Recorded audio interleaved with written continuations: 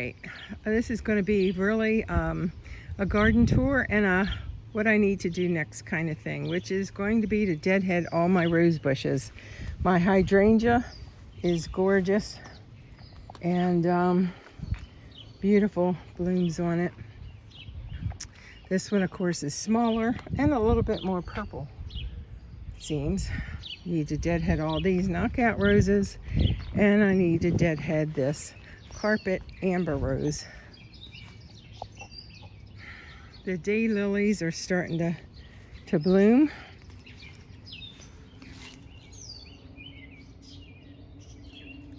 I have, I think, some dahlias over there. I was hoping anyway. I used to have a bunch in here and it gets so wet, I think that killed a bunch of them. This is a amarilla. It didn't get very tall, but I'm surprised it's blooming at all. This is a hydrangea here. It's going to be the pink, white, green hydrangea, and that's a blue one, just like the front. This is a Princess Delmonico rose, and this is a rose that was in my yard, and I've lived here 20 plus years and found it probably in year 5 when I replaced all the hedges that were there with these huge green arborvitaes. Emerald arborvitaes. This is a Memorial Day rose. It's pink. This is a cherry tree that was from a pit of a cherry tree that was there. My calendula have multiplied like crazy, and I didn't put any more in. They came up from the seeds of last year. I have a tomato, possibly a pepper, it looks like. Artichoke, and that was from previous year. My irises are done for the year. I have tarragon in this pot, but I'm not sure what's coming up here, as I'm not sure what's coming up in here either. We'll see. This was my lavender, and you can see it. It's very brown over here. So I stuck in a cucumber. This ground was soaking like with 2 inches of water, and that killed the lavender. This is my green seedless grapes. And they have a bunch of these Japanese lantern bugs on them, which I've brought my Aquanet hairspray out and sprayed them and lacquered them, and that has killed them. But I need to do it some more. This is my Eden Rose, David Austin. I'm sorry, this is Testa the Dubervilles, David Austin. This is my climbing Eden Rose of David Austin. Nice growth. I fertilize it every 3 months with Espoma fertilizer. So we've got some nice white Concord seedless grapes, but we also have these stupid lantern bugs. Oh, so awful. More tomatoes that I started from seed on my front porch. Oh, look at all the mushrooms in there. Oh, I wish I knew my mushrooms. Some tomatoes. And I had some bulbs in here. That is a weed, and this again, and I've weeded it twice, needs to be weeded all over again. These are my Brussels sprouts, and you can see they've got a bug on there. I had bought netting, I just didn't put it on there. This was going to be my bonsai mulberry. These are delicious, and I did keep it way shorter than what it was. I need to trim it up, but again, there's so much to do. The mulberries are getting bigger, and they are delicious. This doesn't seem to have those, well, I shouldn't say as many. I do see one up there of those lantern bugs on it. And it looks like something got it here. Then again, that could have been for me trimming it. But yeah, these are delicious. I had echinacea here. I don't see it coming back up. This is a mignonette strawberry, mignonette. It tastes just like cotton candy to me. It's so sweet.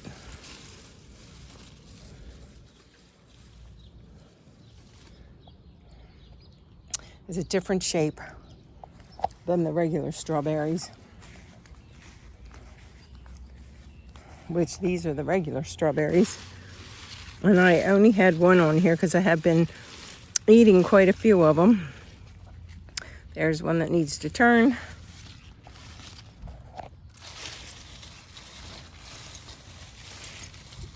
There's another one that needs to turn. Very good strawberries. Lots of weeding needs to happen. This did have fennel in there, and I don't see it. This is my apple tree, and I had lots of apples on here. And they keep plopping off. There's one now. I should have probably sprayed with the clay mixture to try and keep the bugs off, but I hate to spray anything.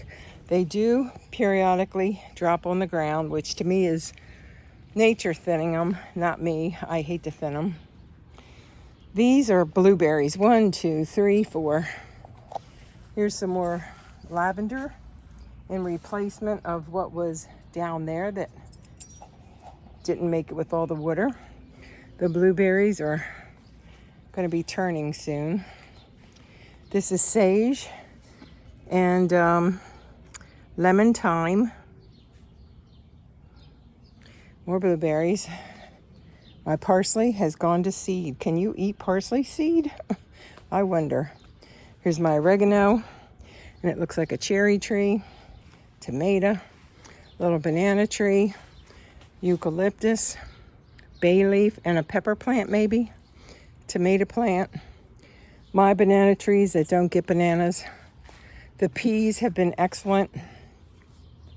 And now they're getting to where it's so hot, and I've picked so many for like stir-fry peas that I'm letting the rest of them stay on to be garden peas, so I can eat those with my mashed potatoes. So I'm letting those grow in the pod. But they did really well this year.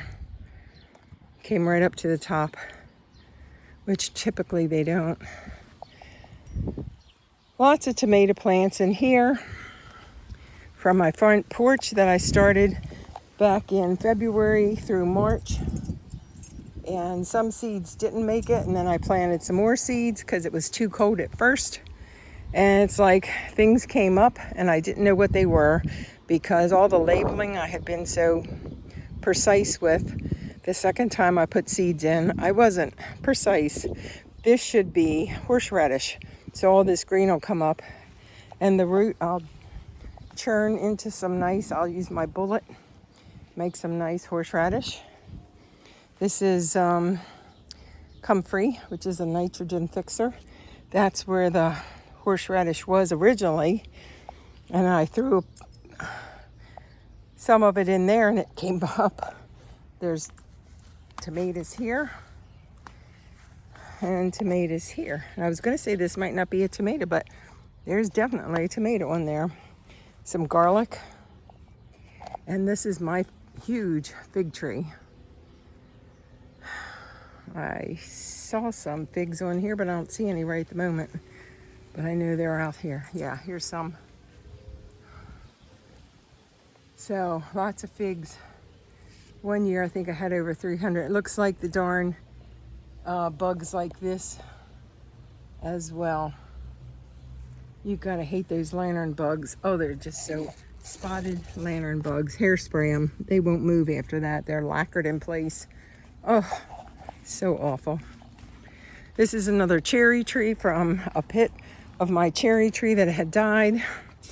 These are blackberries. This is my pear tree. And I don't see any blossoms. There's lots of work to do back here, like trimming this tree to give some light to my pear tree.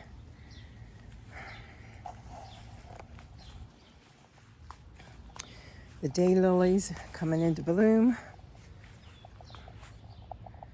And there's a rose bush back there, and the rose is gone. More daylilies.